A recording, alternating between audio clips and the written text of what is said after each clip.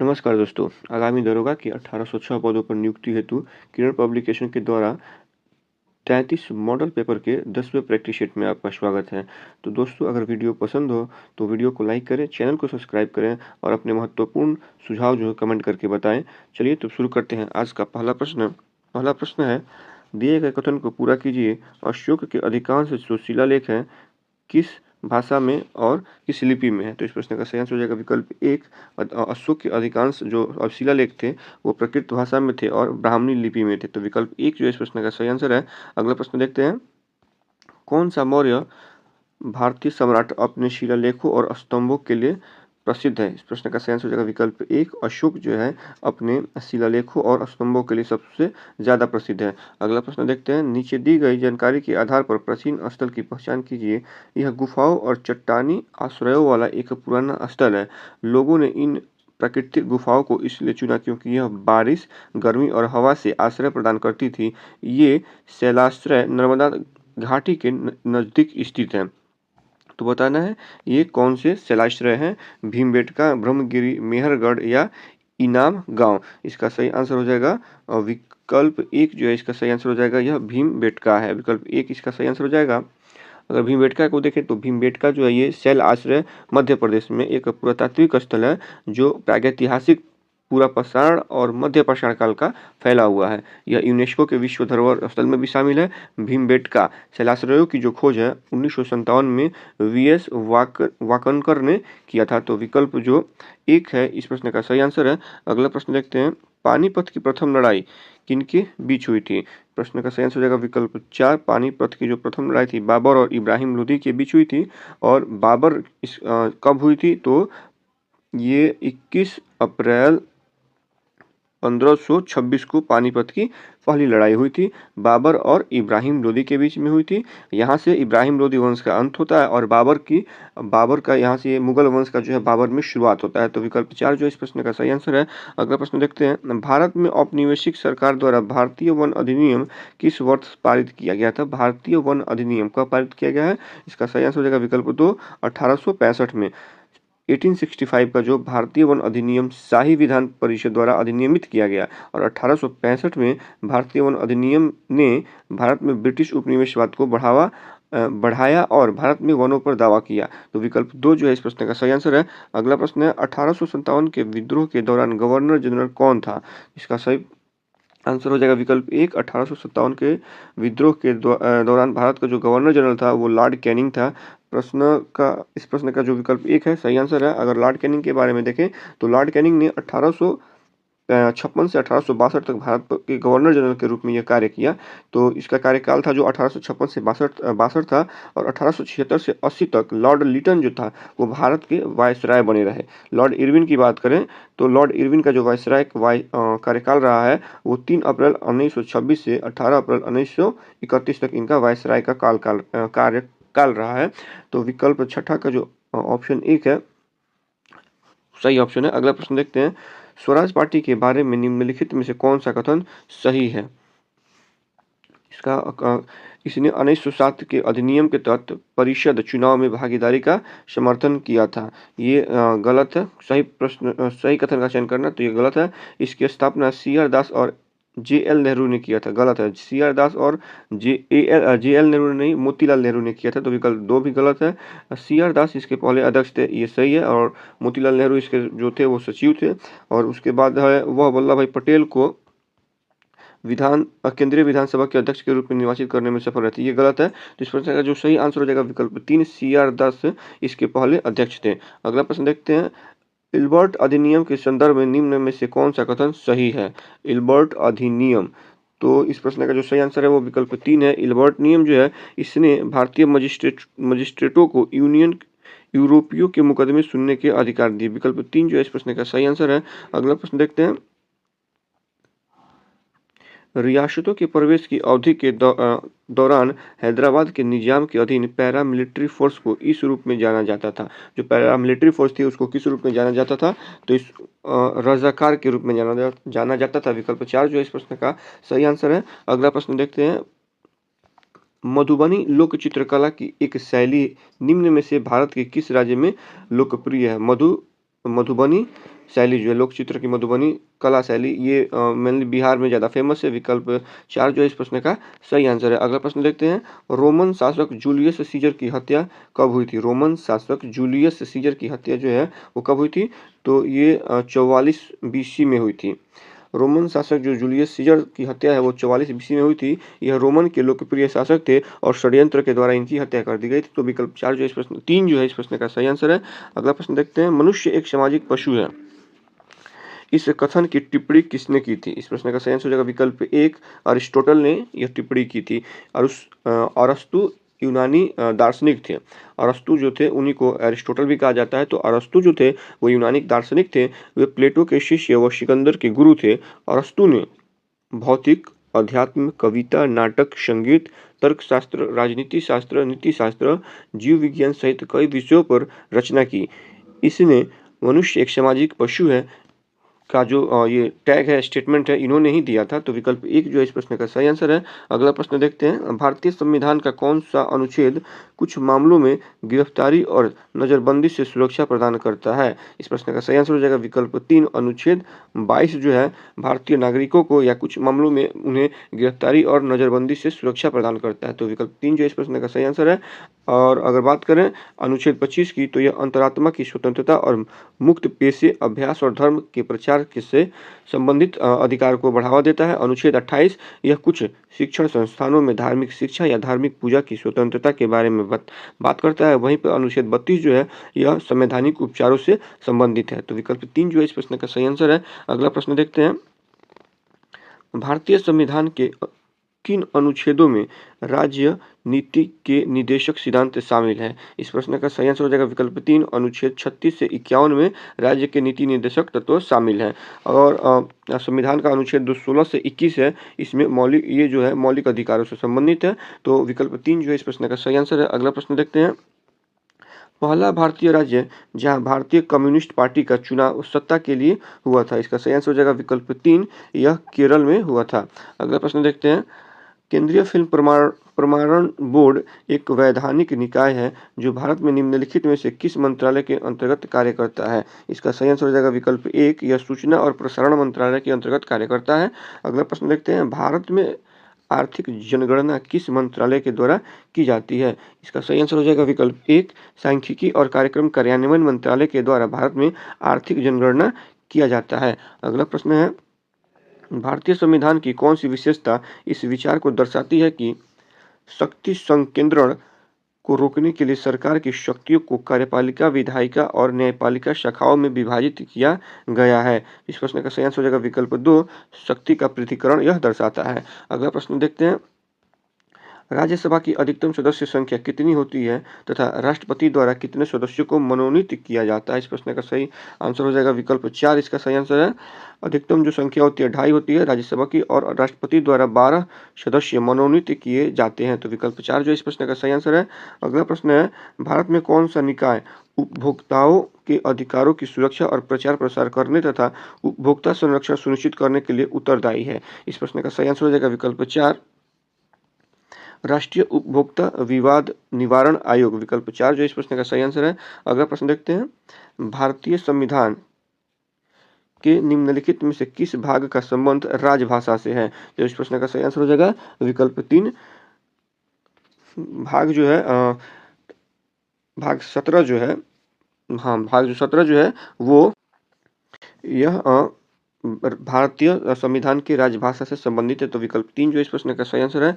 अगला प्रश्न है, सर्वोच्च न्यायालय के पास उन मामलों में विशेष सलाहकार क्षेत्राधिकार है जिन्हें संविधान के अनुच्छेद डैश के तहत भारत के राष्ट्रपति द्वारा विशेष रूप से संदर्भित किया जा सकता है? तो इस प्रश्न का सही आंसर हो जाएगा विकल्प 3 जो है इसका सही आंसर है, अनुच्छेद 143 में। अगला प्रश्न देखते हैं,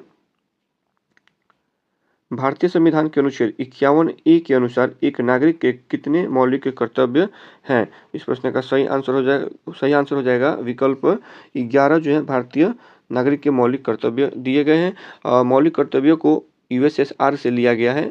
और इसका वर्णन जो है संविधान के भाग 4A के अंतर्गत अनुच्छेद 51A में किया गया है। और स्वर्ण सिंह समिति जो प्रधानमंत्री इंदिरा गांधी के शासनकाल में गठित की गई थी, तो स्वर्ण सिंह जो समिति है यह मौलिक कर्तव्य से संबंधित है। तो स्वर्ण सिंह समिति ने 1976 में मौलिक कर्तव्यों की सिफारिश की, जिसकी आवश्यकता 1975 से 77 के आंतरिक आपातकाल के दौरान महसूस की गई थी।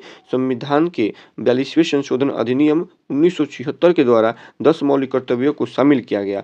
11वां मौलिक कर्तव्य जो है अटल बिहारी वाजपेयी जी की सरकार के दौरान 2002 में 86वें संविधान संशोधन द्वारा जोड़ा गया था। तो विकल्प 1 जो है इस प्रश्न का सही आंसर है। अगला प्रश्न है, भारतीय संविधान का निम्नलिखित में से कौन सा अनुच्छेद भारत के चुनाव आयोग से संबंधित है? इसका सही आंसर हो जाएगा विकल्प 2, अनुच्छेद 324 जो है ये भारत के चुनाव आयोग से संबंधित है। अगला प्रश्न देखते हैं, निम्नलिखित में से किस ग्रह की सर्वाधिक प्राकृतिक उपग्रह है? तो इस प्रश्न का सही आंसर हो जाएगा विकल्प 1, बृहस्पति के पास सर्वाधिक उपग्रह है। अगला प्रश्न है, ध्रुव तारा डैश दिशा को दर्शाता है? ध्रुव तारा किस दिशा को दर्शाता है? जो ध्रुव तारा है यह उत्तर दिशा को दर्शाता है। विकल्प 1 जो इस प्रश्न का सही आंसर है। अगला प्रश्न देखते हैं, महोगनी और शीशम के वृक्ष भारत में पाए जाने वाले मुख्य वृक्ष हैं। ये सामान्यतः डैश में पाए जाते हैं। कहाँ पाए जाते हैं? तो ये वृक्ष जो है ये उष्णकटिबंधीय सदाबहार वनों में पाए जाते हैं। विकल्प 1 जो है इसका सही आंसर है। अगला प्रश्न देखते हैं, रामसर सम्मेलन को इस रूप में भी जाना जाता है। किस रूप में जाना जाता है? तो विकल्प 3 जो है इस प्रश्न का सही आंसर हो जाएगा, आर्द्र भूमि पर सम्मेलन के रूप में भी रामसर सम्मेलन को जाना जाता है। अंतर्राष्ट्रीय महत्व के नम भूमि पर, वेटलैंड जिसको कहा जाता है, नम भूमि पर रामसर कन्वेंशन विशेष रूप से जल के पक्षियों आवास के संरक्षण और टिकाऊ उपयोग के लिए एक अंतर्राष्ट्रीय संधि है, जिसे आर्द्र भूमि पर सम्मेलन के रूप में भी जाना जाता है। इसका नाम जो है ईरान के रामसर शहर के नाम पर रखा गया, जहां कन्वेंशन पर 1971 में हस्ताक्षर किए गए थे। तो इस प्रश्न का जो सही आंसर है विकल्प 3 है। अगला प्रश्न देखते हैं, अर्ध शुष्क उष्णकटिबंधीय क्षेत्र के लिए अंतर्राष्ट्रीय फसल अनुसंधान संस्थान निम्नलिखित में से कहाँ है? इसका सही आंसर हो जाएगा विकल्प 3, यह हैदराबाद में स्थित है। अगले प्रश्न की तरफ बढ़ते हैं, कान्हा राष्ट्रीय उद्यान डैश में स्थित है? कहाँ पे स्थित है? मध्य प्रदेश में स्थित है। विकल्प 2 जो है इस प्रश्न का सही आंसर है। कान्हा राष्ट्रीय उद्यान जो है यह भारत के प्रमुख अभ्यारण्यों में से एक है तथा मध्य प्रदेश का सबसे बड़ा राष्ट्रीय उद्यान है। यह 940 वर्ग किलोमीटर के क्षेत्र के साथ साथ मांडला तथा बालाघाट 2 जिलों में विस्तृत है। ठीक है, तो इस प्रश्न का सही जो आंसर है वो विकल्प 2 है। अगला प्रश्न देखते हैं, राजघाट बांध भारत के किन 2 राज्यों के बीच एक अंतर्राज्यीय परियोजना है? इस प्रश्न का सही आंसर हो जाएगा विकल्प 4, यह मध्य प्रदेश और उत्तर प्रदेश के बीच एक अंतर्राज्यीय परियोजना है। अगला प्रश्न है, अरुणाचल प्रदेश में निम्न में से कौन सी जनजाति रहती है? अरुणाचल प्रदेश में कौन सी जनजाति रहती है? तो ये नयसी जनजाति रहती है। विकल्प 4 जो इस प्रश्न का सही आंसर है। नयसी समुदाय जो है अरुणाचल प्रदेश में सबसे बड़ा जातीय समुदाय है। ये अरुणाचल प्रदेश के 8 जिलों में फैले हुए हैं, जैसे कि करा, दाड़ी, कुरुंग, कुमे, पूर्वी कामेंग, ये सारे जो है ये जिले हैं वहाँ के। ये अरुणाचल प्रदेश की सबसे अधिक आबादी वाली जनजाति हैं, जो आदि जनजातियों द्वारा निकटता से संबंध रखते हैं। तो विकल्प 4 जो है इस प्रश्न का सही आंसर है। अगला प्रश्न देखते हैं, कश्मीर से सरोवरी निक्षेप के लिए करेवा किस नाम से जाना जाता है? एक बार फिर से प्रश्न को सुनिए, कश्मीर से सरोवरी निक्षेप के लिए करेवा किस नाम से जाना जाता है? इसका सही आंसर हो जाएगा विकल्प 1, यह केसर की खेती के नाम से जाना जाता है। केसर की खेती है या करेवा वही है कि मतलब करेवा किस नाम से जाना जाता है? तो केसर की खेती के नाम से जाना जाता है। विकल्प 1 जो इसका सही आंसर है। अगला प्रश्न है, भारतीय रिजर्व बैंक की स्थापना किस वर्ष में हुई थी? सही आंसर हो जाएगा विकल्प 4, 1935 में हुई थी। 1 अप्रैल 1935 को भारतीय रिजर्व बैंक अधिनियम 1934 के अनुसार हुई थी। इसे शुरू में कलकत्ता में स्थापित किया गया था, लेकिन 1937 में अस्थायी रूप से इसे मुंबई लेके आया गया था। और इस प्रकार से जो आरबीआई है ये भारत में संपूर्ण बैंकिंग प्रणाली का नियामक है। रिजर्व बैंक जो है भारत सरकार के पूर्ण स्वामित्व का बैंक है। तो विकल्प 4 जो इस प्रश्न का सही आंसर है। अगला प्रश्न देखते हैं, बोकारो स्टील प्लांट भारत में किसकी सहायता से स्थापित किया गया था? विकल्प 2 इसका सही आंसर है, यूएसएसआर की सहायता से यह स्थापित किया गया था। अगला प्रश्न देखते हैं, भारतीय रिजर्व बैंक द्वारा कैपिटल अकाउंट कन्वर्टिबिलिटी, जिसको सीएसी कहते हैं, कैपिटल अकाउंट कन्वर्टिबिलिटी पर सिफारिश देने के लिए किस समिति का गठन किया गया था? इसका सही आंसर हो जाएगा विकल्प 1, तारापुर समिति का गठन किया गया था।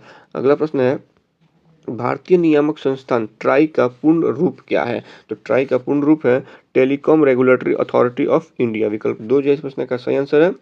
अगला प्रश्न देखते हैं। वर्तमान समय तक health drink Horlicks and GlaxoSmithKline GSK जिसको कहते हैं ब्रांड था, हाल ही में अधिग्रहण के बाद हॉर्लिक्स ब्रांड का स्वामित्व आज किस कंपनी के पास है? इसका सही आंसर हो जाएगा विकल्प 3 जो है इसका सही आंसर हो जाएगा हिंदुस्तान यूनिलीवर के पास यह अब इसका स्वामित्व आ गया है। तो विकल्प 3 जो है इस प्रश्न का सही आंसर हो जाएगा। अगला प्रश्न देखते हैं। एक कंपनी के मौजूदा शेयर धारकों की संभावना को उनकी मौजूदा होल्डिंग्स के अनुपात में अतिरिक्त शेयर खरीदने की अनुमति दी जाती है, इसे निम्नलिखित में से किस रूप में जाना जाता है? इस प्रश्न का सही आंसर हो जाएगा विकल्प 1 बोनस निर्गमन के रूप में जाना जाता है। अगला प्रश्न है एस क्लास सीरीज निम्नलिखित में से किस कार के ब्रांड से संबंधित है? तो इसका सही आंसर हो जाएगा विकल्प 4 यह मर्सिडीज बेंज के मॉडल से संबंधित है। विकल्प 4 जो है इसका सही आंसर हो जाएगा। अगला प्रश्न है डर के आगे जीत है निम्नलिखित में से किस कोल्ड ड्रिंक की टैग लाइन है? तो ये माउंटेन ड्यू का टैग लाइन है। विकल्प 3 जो है इस प्रश्न का सही आंसर है। और इसका जो मेनली हम लोग देखें तो ज़्यादातर इसका एडवर्टीजमेंट जो होता है ऋतिक रोशन के द्वारा होता है। तो विकल्प 3 जो इस प्रश्न का सही आंसर है। अगला प्रश्न देखते हैं। निम्नलिखित में से किस एक समिति ने भारत में वित्तीय प्रणाली में सुधारों की जांच का सुझाव दिया है? तो इसका सही आंसर हो जाएगा विकल्प 2 नरसिम्हन समिति ने सुझाव दिया था। नरसिम्हन समिति वित्तीय प्रणाली से संबंधित है और राजा चेलैया समिति जो है कर सुधार से संबंधित है। आबिद हुसैन समिति जो है पूंजी बाजार के विकास से संबंधित है। वहीं पर अगर बात करें भगवती समिति की तो भगवती समिति जो है लोक कल्याण से संबंधित है। तो विकल्प 1 जो है इस प्रश्न का सही आंसर है। अगले प्रश्न की तरफ बढ़ते हैं। कार्यस्थल पर महिलाओं का यौन उत्पीड़न रोकथाम निषेध और निवारण अधिनियम जो है किस वर्ष पारित किया गया था? इसका सही आंसर हो जाएगा प्रश्न 43 का जो सही आंसर है ये विकल्प 3 है। 2013 में ये अधिनियम जो है पारित किया गया था वर्ष 2013 में। अगला प्रश्न देखते हैं। कोणीय संवेग की एसआई यूनिट क्या है? कोणीय संवेग का एसआई यूनिट क्या है? तो ये विकल्प 3 जो है इसका सही आंसर है। अगला प्रश्न देखते हैं। तड़ित से वृक्ष में आग भी लग सकती है क्योंकि इसमें अत्यधिक मात्रा में क्या होती है? तो इस प्रश्न का सही आंसर हो जाएगा विकल्प 2 अत्यधिक मात्रा में इसमें विद्युत ऊर्जा होती है। बिजली किसी पेड़ को भी जला सकती है क्योंकि इसमें व्यापक मात्रा में विद्युत ऊर्जा होती है। बिजली वायुमंडल में एक विद्युत निर्वहन है जो तब होता है जब दो विपरीत चार्ज वाले बादल टकराते हैं या जब एक चार्ज बादल पृथ्वी से टकराता है तब यह जो तड़ित है ये उत्पन्न होता है। तो विकल्प 2 जो है इस प्रश्न का सही आंसर है। अगला प्रश्न देखते हैं। द्रव्य सभी दिशाओं में बराबर मात्रा में दबाव प्रसारित करते हैं, यह कहलाता है, क्या कहलाता है? तो यह पास्कल का नियम कहलाता है। पास्कल का नियम कहता है जब किसी परिबद्ध द्रव्य पर दाब लगाया जाता है तो वह बिना क्षय हुए संपूर्ण द्रव्य में सभी दिशाओं में समान मात्रा में संचारित होता है और इसे द्रव के दाब का संचरण का नियम भी कहा जाता है। तो विकल्प 2 जो है इस प्रश्न का सही आंसर है। अगला प्रश्न देखते हैं। पानी के गिलास में तैर रहा बर्फ का टुकड़ा जब पूरी तरह पिघल जाएगा तब पानी का स्तर क्या होगा? बढ़ेगा, घटेगा, उतना ही रहेगा? कहा नहीं जा सकता, क्या होगा? पानी का जो स्तर है वो उतना ही रहेगा। विकल्प 3 जो इस प्रश्न का सही आंसर है। अगला प्रश्न है। प्रकाश ऊर्जा का ऑप्टिकल फाइबर में संचरण किस घटना के अनुप्रयोग द्वारा किया जाता है? इसका सही आंसर हो जाएगा विकल्प 1 यह प्रकाश के पूर्ण आंतरिक परावर्तन, इस घटना को प्रकाश का पूर्ण आंतरिक परावर्तन कहा जाता है। तो विकल्प 1 जो है इस प्रश्न का सही आंसर है। अगला प्रश्न देखते हैं। निम्न को सुमेलित करना है, ठीक है। तो चलिए इसका मिलान करते हैं। आवृत्ति का इकाई समय से दोलन, तो ये सही है। जो एक का हो जाएगा 1 हो जाएगा, ठीक है। आयाम का क्या हो जाएगा? आयाम साम्यावस्था मान से अधिकतम विस्थापन यानी बी का हो जाएगा 4 हो जाएगा। बी का चौथा हो जाएगा।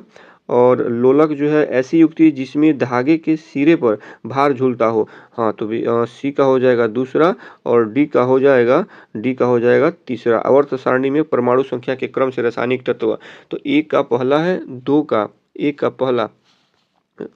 का पहला,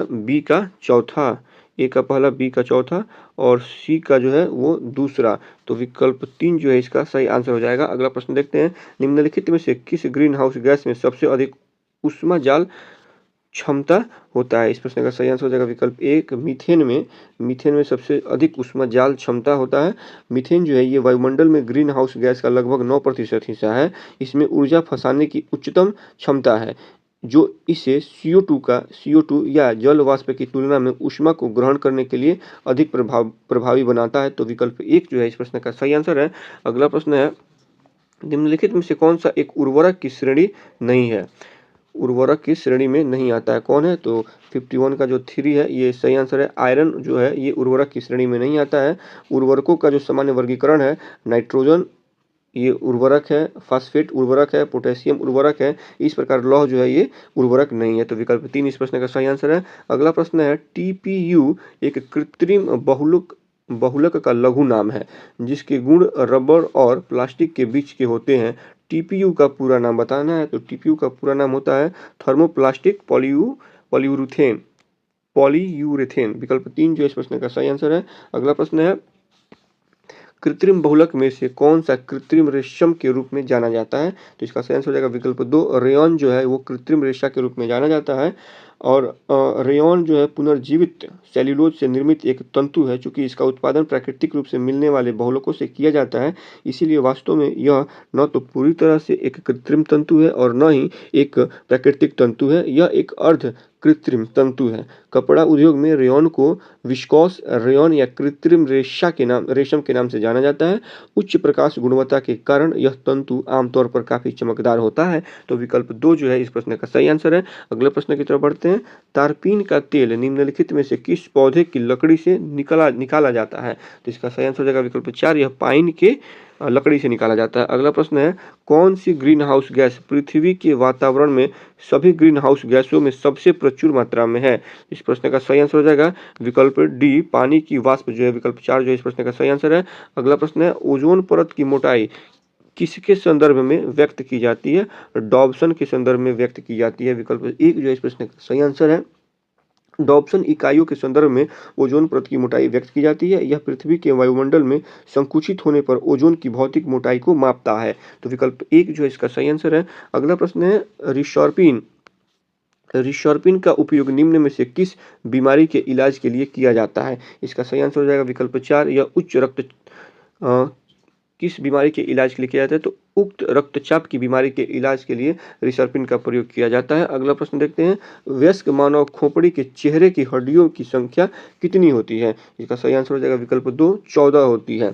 अगला प्रश्न है, मानसिक तनाव और विकारों के उपचार के लिए उपयोग की जाने वाली दवाओं का वर्ग कहा जाता है? क्या कहा जाता है? तो ये विकल्प 4 इसका सही आंसर हो जाएगा। ट्रैक्विलाइजर कहा जाता है। क्या कहा जाता है? ट्रैक्विलाइजर कहा जाता है। विकल्प 4 जो इस प्रश्न का सही आंसर है। अगला प्रश्न है, रोग हाइपोकैलीमिया मानव रक्त में किस तत्व की कम मात्रा को संदर्भित करता है? इसका सही आंसर हो जाएगा विकल्प 1 पोटेशियम की कम मात्रा को प्रदर्शित करता है। अगला प्रश्न है, मान लीजिए कि यहाँ से कुछ मैथ्स के सवाल हैं, हम आपको इसका आंसर बताते चलेंगे। तो मान लीजिए कि n वह सबसे बड़ी संख्या है जो 2 3 4 5 यानी 2345, 4585 और 7465 को विभाजित करती है और हर विभाजन में एक समान शेष बचता है, तो n में मौजूद अंकों का योग क्या होगा? तो इस प्रश्न का जो सही आंसर होगा वो विकल्प 3 होगा। n में मौजूद अंकों का योग जो होगा वो 5 होगा। अगला प्रश्न देखते हैं, 4 वर्ष पहले पति, उसकी पत्नी तथा उसके बच्चे की औसत आयु जो है वो 28 वर्ष थी। 7 वर्ष पहले पत्नी तथा बच्चे की औसत आयु 18 वर्ष थी। पति की वर्तमान आयु क्या होगी? इसका सही आंसर हो जाएगा विकल्प 1 पति की जो वर्तमान आयु है वो 46 वर्ष है, 46 ईयर्स है। अगला प्रश्न है, अगर x का 9.6% y के 48% के बराबर है तो x का कितना प्रतिशत x और y के योग के बराबर होगा? तो इस प्रश्न का सही आंसर हो जाएगा विकल्प 4 120 के बराबर होगा। अगला प्रश्न है, अजय के पास 560 शेयर हैं, प्रत्येक शेयर का अंकित मूल्य 25 रुपये है। कंपनी 9% के लाभांश की घोषणा करती है, अजय को कितना लाभांश मिलेगा? इसका सही आंसर हो जाएगा विकल्प 4 1360 रुपया लाभांश मिलेगा। अगला प्रश्न है, साधारण ब्याज के किस दर प्रतिशत प्रति वर्ष से एक निश्चित धनराशि 5 वर्षों में स्वयं की दुगनी हो जाएगी? तो इसका सही आंसर हो जाएगा विकल्प 64 का एक बार हमें फिर से देखने दें। 64 का एक बार फिर से देखते हैं। अजय के पास 560 शेयर है, प्रत्येक शेयर का अंकित मूल्य 25 रुपये है। कंपनी 9% के लाभांश की घोषणा करती है, तो अजय का कितना लाभांश मिलेगा? अजय को कितना लाभांश मिलेगा? इसका सही आंसर हो जाएगा विकल्प 2 जो है इसका सही आंसर हो जाएगा 1260 रुपये लाभांश मिलेगा। अगला प्रश्न है, साधारण ब्याज के किस दर प्रतिशत प्रति वर्ष से एक निश्चित धनराशि 5 वर्षों में स्वयं की दोगुनी हो जाएगी? इसका सही आंसर हो जाएगा विकल्प 1 20% के साथ दोगुनी हो जाएगी। अगला प्रश्न है, जब एक सम्प को भरने के लिए वाल्व ए को खोला जाता है, तो यह दोनों वाल्व ए एवं बी द्वारा, तो जो 66 नंबर क्वेश्चन है इसका जो सही आंसर है ये विकल्प 1 इसका सही आंसर है। जो बच्चा को कितने समय में भरेंगे? 15 घंटे में ये भर देंगे, तो विकल्प 1 जो इस प्रश्न का सही आंसर है। अगला प्रश्न है, कर कमल में कर का अर्थ है, कर का क्या अर्थ होता है? तो कर का अर्थ है हाथ, विकल्प 3 जो है इस प्रश्न का सही आंसर है। अगला प्रश्न है, अंदर छिपा हुआ के लिए एक शब्द होता है, क्या होता है? सही आंसर हो जाएगा विकल्प 2 अंतर्निहित। अंदर छिपा हुआ का अर्थ होता है अंतर्निहित। अगला प्रश्न है, 69 नंबर का जो सही आंसर है वो विकल्प 1 है। One major oil deposit was discovered by scientist in UP, विकल्प 1 इसका सही आंसर है। 70 नंबर का जो सही आंसर हो जाएगा वो विकल्प 4 है, विकल्प 4 इसका सही आंसर होगा। The coach ordered the terms to do 10 round of the entire field, विकल्प 4 जो इस प्रश्न का सही आंसर है। अगला प्रश्न है, 2011 की जनगणना के अनुसार बिहार में कुल प्रजनन दर क्या है? इसका सही आंसर हो जाएगा विकल्प 1 बिहार में कुल प्रजनन दर 3.6 है।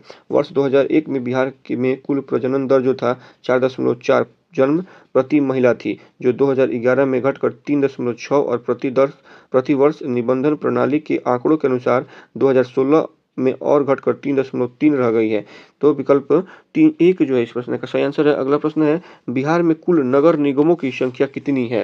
इसका सही आंसर हो जाएगा विकल्प 3 बिहार में कुल नगर निगमों की संख्या जो है वो 17 है। अगला प्रश्न है, बिहार पंचायत राज समिति 2006 के अनुसार ग्राम सभा के संबंध में सही कथन का चुनाव करना है। ग्राम सभा के बारे में कौन कौन सा कथन सही है देखना है, तो विकल्प 3 जो है इस प्रश्न का सही आंसर है। और क्या है 3 जो है कि 2 और 3 कथन कह रहा है, कथन 2 और 3 सही है। कथन 2 क्या है? ग्राम सभा की बैठक की अध्यक्षता प्रमुख करता है, सही है। और ग्राम सभा की बैठक के लिए प्रारंभिक गणपूर्ति 1/20 होती है, तो विकल्प 3 जो है इस प्रश्न का सही आंसर है। अगला प्रश्न देखते हैं, निम्नलिखित में से किस तिलहन की बिहार में उत्पादकता वृद्धि सबसे अधिक है? तो इसका सही आंसर हो जाएगा विकल्प 3 सरसों तिलहन की जो उत्पादकता वृद्धि है बिहार में सबसे अधिक है, विकल्प 3 इस प्रश्न का सही आंसर हो जाएगा। अगला प्रश्न है, किस सोशल मीडिया साइट ने मैं यह पोस्ट क्यों देख रहा हूँ, किस सोशल मीडिया साइट ने मैं यह पोस्ट क्यों देख रहा हूँ शीर्षक से नई सुविधा का शुभारंभ किया है? इसका सही आंसर हो जाएगा विकल्प 4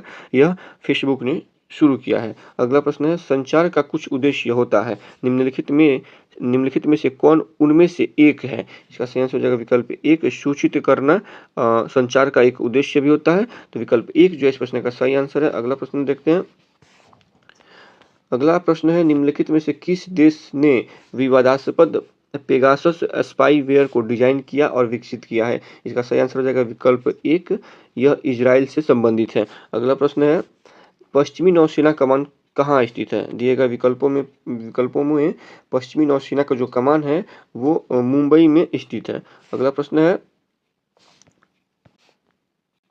अंतर्राष्ट्रीय मोबाइल उपग्रह संगठन IMSO का मुख्यालय कहाँ स्थित है? इसका सही आंसर हो जाएगा विकल्प 2 यह लंदन में स्थित है। अगला प्रश्न है, लुई पास्चर ने किसकी खोज की थी? दिए गए विकल्पों में लुई पास्चर ने किसकी खोज की थी? तो लुई पास्चर ने रेबीज रोधी टीका की खोज की थी, विकल्प 3 इसका सही आंसर है। अगला प्रश्न है, कायाकल्प पुरस्कार किस मंत्रालय के द्वारा प्रदान किया जाता है? कायाकल्प पुरस्कार ये स्वास्थ्य एवं परिवार कल्याण मंत्रालय के द्वारा प्रदान किया जाता है, विकल्प 4 जो इसका सही आंसर है। अगला प्रश्न है, the God of small things पुस्तक के लेखक कौन है? सही आंसर हो जाएगा विकल्प 4 अरुंधति रॉय जो है the God of small things पुस्तक की लेखिका है। The God of small things भारतीय लेखिका अरुंधति रॉय द्वारा लिखित एक पारिवारिक उपन्यास है। इस उपन्यास के लिए उन्हें 1997 में मैन बुकर पुरस्कार भी प्रदान किया गया है, तो विकल्प 4 जो इस प्रश्न का सही आंसर है। अगले प्रश्न की तरफ देखते हैं, निम्नलिखित में से किस उपकरण का उपयोग हवा या गैस की आर्द्रता को मापने के लिए किया जाता है? इसका सही आंसर हो जाएगा विकल्प 1 विकल्प एक जो है इस प्रश्न का सही आर्द्रता मापी का प्रयोग किया जाता है। हाइग्रोमीटर एक विशेष रूप से डिजाइन किया गया उपकरण है जो एक खुले या संलग्न क्षेत्र में सापेक्षिक आर्द्रता की गणना करता है। तो विकल्प एक इसका सही आंसर है। अगला प्रश्न देखते हैं। My life in full work family and our future पुस्तक के लेखक कौन है? सही आंसर हो जाएगा विकल्प दो, इंदिरा नूई जो है इसके लेखक है। अगला प्रश्न है। भारतीय वानिकी अनुसंधान एवं शिक्षा परिषद कहाँ स्थित है? कौन कौन सा, एक बार फिर से सुनिए। भारतीय वानिकी अनुसंधान एवं शिक्षा परिषद कहाँ स्थित है? इसका सही आंसर हो जाएगा विकल्प एक, यह देहरादून में स्थित है। अगला प्रश्न है। निम्नलिखित में से किस संगीतकार ने दादा साहब फाल्के पुरस्कार जीता है? इसका सही आंसर हो जाएगा विकल्प चार, यह गुलजार साहब ने जीता है। गुलजार साहब का मूल नाम संपूर्ण सिंह कालरा है, जो एक भारतीय उर्दू कवि, गीतकार, लेखक, पटकथा लेखक और फिल्म निर्देशक हैं। ठीक है। इन्हें 2002 में साहित्य अकादमी पुरस्कार हिंदी, 2004 में पद्म भूषण और 2013 में दादा साहब फाल्के पुरस्कार से सम्मानित किया गया है। 2024 में उन्हें भारत के सर्वोच्च साहित्यिक पुरस्कार ज्ञानपीठ से भी सम्मानित किया गया है। तो 86 का सही आंसर हो जाएगा विकल्प चार। अगला प्रश्न देखते हैं। राष्ट्रीय अंतरिक्ष एजेंसियों के संदर्भ में निम्न में से किसका मिलान सही नहीं है? तो यूरोपीय संघ का जो स्पेस एजेंसी है ईएसए है, सही है। यूरोपीय स्पेस एजेंसी ये सही है। चीन का जो स्पेस एजेंसी है, तो चीन के स्पेस एजेंसी को CNSA कहा जाता है। CNES नहीं कहा जाता है, CNSA कहा जाता है। अर्थात चीन नेशनल स्पेस एजेंसी कहा जाता है। CNSA कहा जाता है, SA। ठीक है। और जापान का JAXA सही है और रूस का रोसकॉसमोस सही है। तो विकल्प दो जो है ये इसका सही आंसर हो जाएगा, जो कि गलत है। चीन के स्पेस एजेंसी का नाम है CNSA। अगला प्रश्न देखते हैं। निम्नलिखित में से कौन सा देश G20 का सदस्य नहीं है? 88 का जो सही आंसर हो जाएगा विकल्प दो, पाकिस्तान G20 का सदस्य नहीं है। अगला प्रश्न है। संयुक्त राष्ट्र जनसंख्या कोष का मुख्यालय कहाँ स्थित है? इसका सही आंसर हो जाएगा विकल्प दो, यह न्यूयॉर्क में स्थित है। अगले प्रश्न की तरफ बढ़ते हैं। रोवर्स कप किस खेल से संबंधित है? एक बार फिर से सुनिए, रोवर्स कप किस खेल से संबंधित है? इसका आंसर हो जाएगा विकल्प एक, यह फुटबॉल से संबंधित है। रोवर्स कप जो है भारत में आयोजित एक फुटबॉल टूर्नामेंट था। यह 1891 में बॉम्बे में ब्रिटिश फुटबॉल प्रेमी लोगों के द्वारा शुरू किया गया था। आखिरी बार यह चैंपियनशिप जो है 2000 से 2001 के सीजन में आयोजित की गई थी। तो विकल्प एक जो है इस प्रश्न का सही आंसर है। अगला प्रश्न है। देवधर ट्रॉफी किस खेल से संबंधित है? तो ये क्रिकेट से संबंधित है। विकल्प चार इस प्रश्न का सही आंसर हो जाएगा। अगला प्रश्न देखते हैं। निम्नलिखित में से कौन भारतीय ओलंपिक संघ की पहली महिला अध्यक्ष थी? इसका सही आंसर हो जाएगा विकल्प तीन, PT उषा है। ठीक है। अगला प्रश्न है। एक्सटेंशन शब्द में एक्स का अर्थ है बाहर और टेंसियो जिसका अर्थ है स्ट्रेचिंग की जड़ें निम्नलिखित में से किस भाषा में है? तो इसका सही आंसर हो जाएगा विकल्प तीन, ये लैटिन भाषा में है। अगला प्रश्न है। वंदे मातरम गीत निम्नलिखित में से किस लेखक ने अपने एक उपन्यास में उद्धृत किया है? तो इसका सही आंसर हो जाएगा विकल्प चार, बंकिम चंद्र चटर्जी ने अपने एक उपन्यास में इसको वर्णित किया था। और अगर देखें उस उपन्यास का नाम, तो उस उपन्यास का नाम था आनंद मठ।